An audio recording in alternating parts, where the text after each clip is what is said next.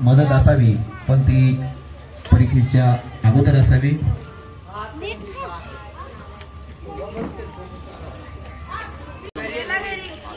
दक्ष घरी गेला बहुतेक. दुसरा स्पर्धक अनन्या केतकर आले. या छोट्याशा स्पर्धकाचं टाळ्या वाजवून अभिनंदन करायचं आहे. स्पर्धेमध्ये भाग घेणं हे देखील खूप मोठं. स्मित मिस्त्री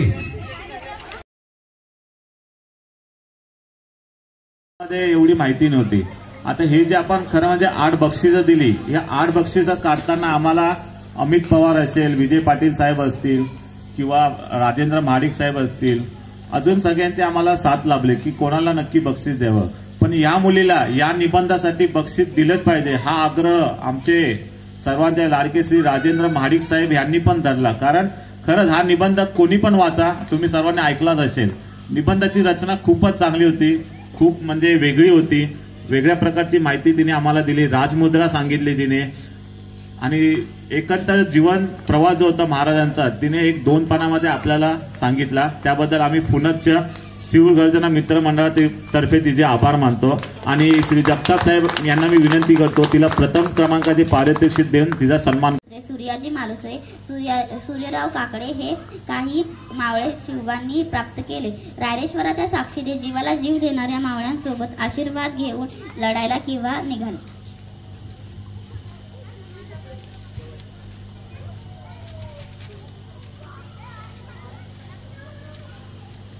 शहाजी राजांनी शिवबाला राजमुद्रा पाठवली.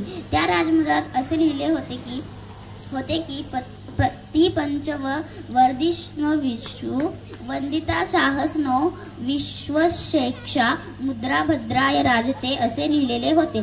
शिवबा राजांनी मावळ्यांसोबत लढाई सुरू केली. त्यांनी 360 किल्ले जिंकले. त्यातील काही नावे रायगड, राजगड, विशाळगड, पुरंदर, पन्हाळा, पावनखिंड, कोंढाणा व सिंधुदुर्ग होते. शिवाजी महाराज हे थोर व आदशाही राजा होते. त्यांनी अफजल खानाला वाघनख्याच्या मदतीने फाडला.